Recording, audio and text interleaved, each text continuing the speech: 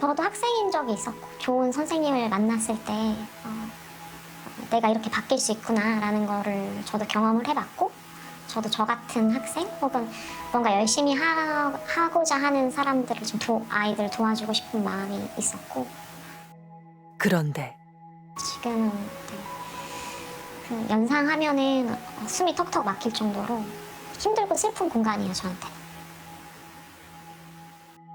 학교에 대한 두려움이 생기게 된 건 2년 전 사건 때문입니다. 당시 송아 씨는 한 학년이 50명도 채 되지 않는 작은 학교의 담임교사였습니다. 옆반에 이제 악성 민원인 학부모와 이제 학교 폭력을 이제 일으키는 자녀가 있었어요. 근데 그 아이 때문에 이제 너무 힘들어서 그 담임 선생님은 병가를 내신 상황이었고, 그 담임 선생님이 없는 와중에 점심시간에 운동장에서 이제 저희 반 아이를 내동댕이 쳤어요. 다른 애들이 보는 앞에서. 그래서 그날 사건을 계기로 아이들이 117에 학교 폭력을 신고하게 됐다는 것. 이제 학교 폭력 1차 심의에서 한 10몇 명이 신고를 했어요. 50명 중에 20명 가까이 신고를 했고, 아이들이.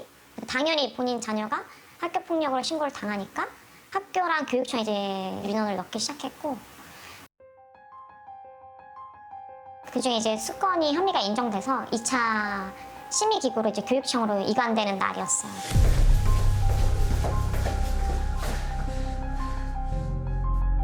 근데 이제 수업 중인데 교실문을 벌컥 열고 들어와서 너무 놀랬죠. 그러니까 아이들도 너무 이제 패닉 상태고 저도 상당히 패닉 상태였죠.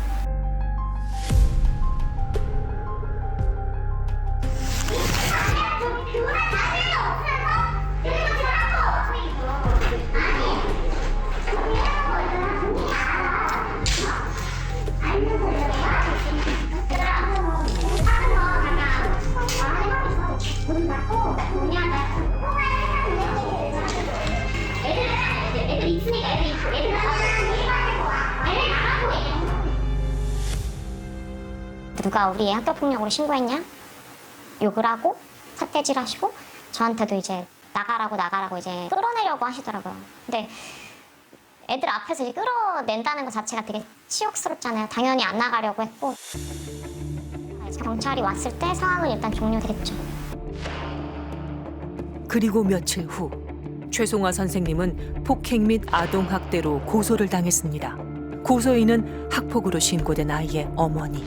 또 무혐의 처분이 내려졌지만 그날의 기억은 여전히 송아 씨를 짓누르고 있습니다.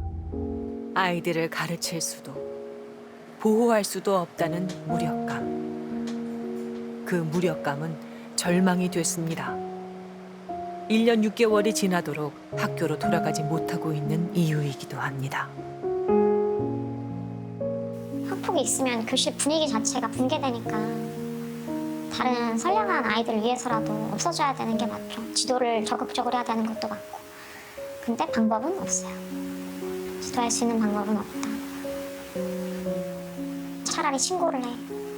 일단 우리는 해줄 게 없으니까. 이게 현실적인 마음이죠. 지난 12월 학폭 신고를 하고 난 후 악몽 속에서 하루하루를 살아가고 있다는 지혜 씨 가족. 그 모든 사건의 발단은 지난해 겨울.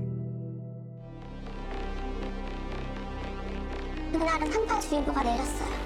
굉장히 깜깜하고 어둡고 눈도 많이 오고 한파주의보가 내렸기 때문에 구장을 아무도 대관하는 사람이 없기 때문에 껌껌해요, 완전. 저희 아이 말로는 공을 몰아가는 소리에 공이 움직이는 거를 알 수 있을 정도의 어둠이라고 이렇게 표현을 했어요. 친구들과 축구를 하고 있었다는 민준이.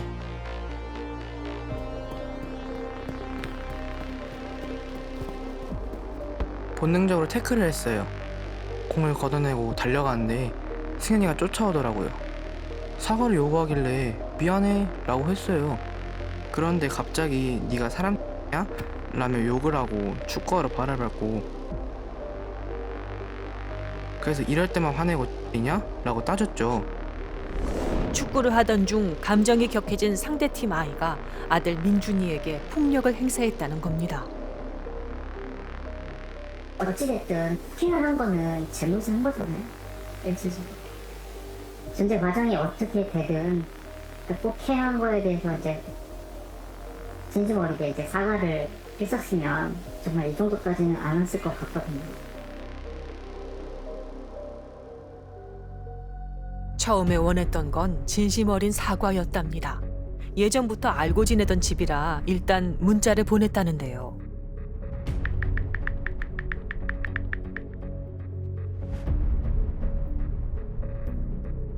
근데 얘기는 해야 될 것 같아서 문자는 보냈어요. 근데 대뜸 오는 게 네 증거 있니? 이렇게 말하는 딱 그렇게 카톡이 오더라고요. 가정에서 머리를 한 대 때렸을 뿐 목을 조른 적도 축구화로 밟은 적도 없다고 했습니다. 양측의 증거 자료와 진술을 모두 검토한 학폭위 심의위원들은 민준이의 피해 사실을 인정했고 맞신고를 한 승연이의 주장은 받아들이지 않았습니다. 결국 접근과 보복 금지, 교내 봉사 5시간의 처분이 내려졌습니다. 그러나 승연이 측은 심의 처분이 위법 부당하다며 취소를 구하는 행정심판을 청구했습니다.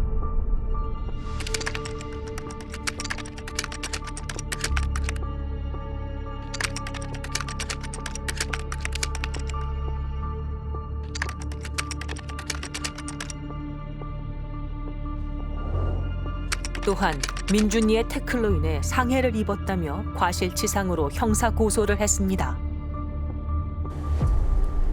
지난한 싸움이 시작된 지 벌써 3개월째. 지금은 아들이 없어요. 제가 요즘엔 생활해요, 이 방에서. 우리 아들 보고 싶고 생각나고 해서 제가 이 방에서 자고 머무르고.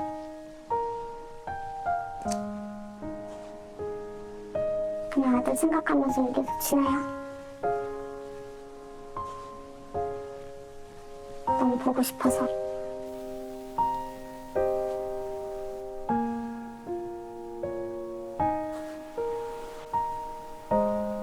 학폭심의위에서 피해를 인정받았지만 더 이상 학교를 다닐 수 없었다는 민준이.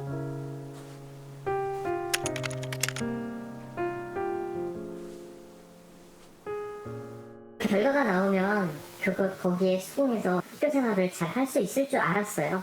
하지만 갔는데 학폭심의위 결과가 나오고 새학기가 시작되면서 민준이는 등교를 했습니다. 그런데 친구 중에 한 명이 그 2차 가해를 한 거예요. 언어적으로 우리 아들한테. 이사 안 가냐 찐따녀라.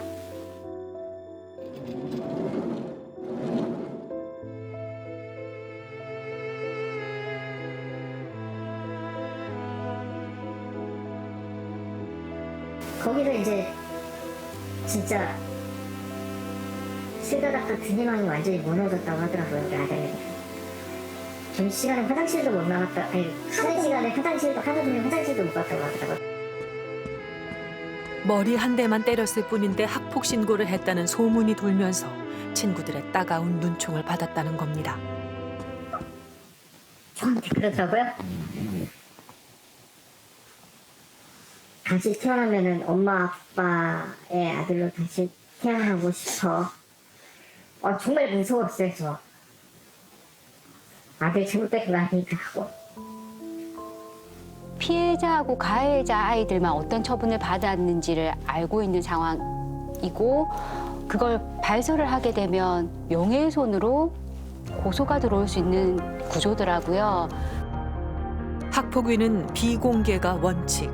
당사자가 아니면 어떤 내용을 심의했는지 또 어떤 처분이 내려졌는지 알 수 없다는데요. 그러다 보니까 아이들이 그거에 대해서 없는 말, 있는 말 다 지어내서 하나 바보 만들려고 거짓말을 그렇게 하는데 아무도 그거에 대해서 추궁을 하지 않아요. 2차 가해가 발생한 후 마음의 문을 닫아버린 민준이. 트라우마 전문가와 함께 심리 상태를 진단해 보기로 했습니다. 그런 부분이 아직 있는 심층 거지. 검사 결과 불안감과 회피 증상이 현격히 높아진 상태.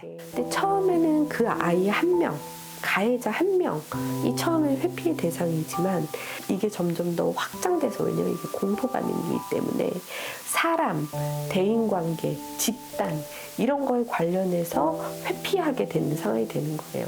그렇기 때문에 학폭을 경험한 친구들이 학교를 못 가고 그리고 단체 활동을 피하고 집에만 있게 되는 이유가 이제 그것 때문인 거죠. 요 몇 달 사이 많은 일이 있었다며 제작진을 맞았는데요.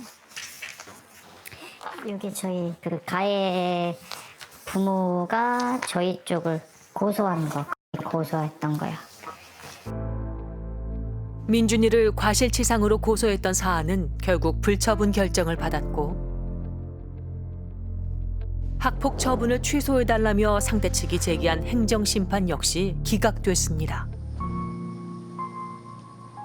결국 이곳을 떠나기로 결정했다고 했습니다. 맨 처음에 신랑이 이사 가자고 했을 때 제가 엄청 화내면서 우리가 피해자인데 왜 가야 되는데 막 했거든요. 그러면 여기에서 벗어나는 것밖에 방법이 없다고 생각이 들고. 아들의 일상을 되찾아주기 위한 불가피한 선택.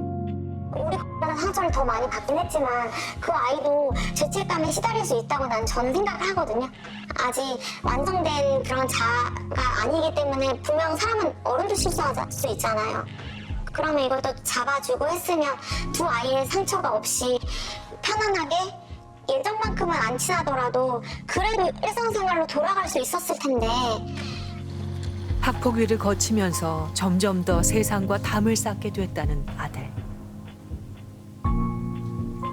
민준이는 언제쯤 그 기억과 작별할 수 있을까요?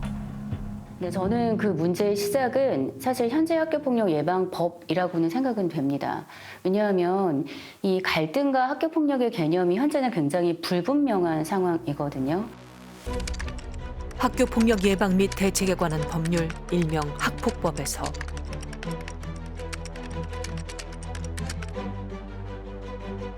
학생들을 대상으로 한 신체적, 정신적, 그리고 재산상의 피해를 주는 모든 행위를 학폭이라고 정의하면서 그 범위가 지나치게 방대해졌다는 것. 최근에는 사실은 유형이 굉장히 많이 바뀌고 있어요. 과거에는 신체폭력이나 뭐 언어폭력 이런 것들이 좀 많았다면 교묘해졌고요. 그리고 뭐 SNS나 사이버를 통한 학교 폭력이 훨씬 더 많아지고 있는 추세입니다. 최근 학폭심의위에 올라온 신고 사안들을 들여다보면 범죄 수준의 신체 폭력도 있지만 교묘하고 은밀해서 증거를 찾기 쉽지 않은 폭력이 다수이며 일상적인 갈등에서 비롯된 학폭도 상당수를 차지한다는 겁니다. 학생들이 생활하면서 뭐 좀 지나친 장난이라던가 안전사고 같은 경우에도 다 학교폭력으로 접수를 하는 경우들이 많이 늘고 있고요. 그런 사안들 같은 경우에는 심의할 때 굉장히 힘이 든 사안들입니다.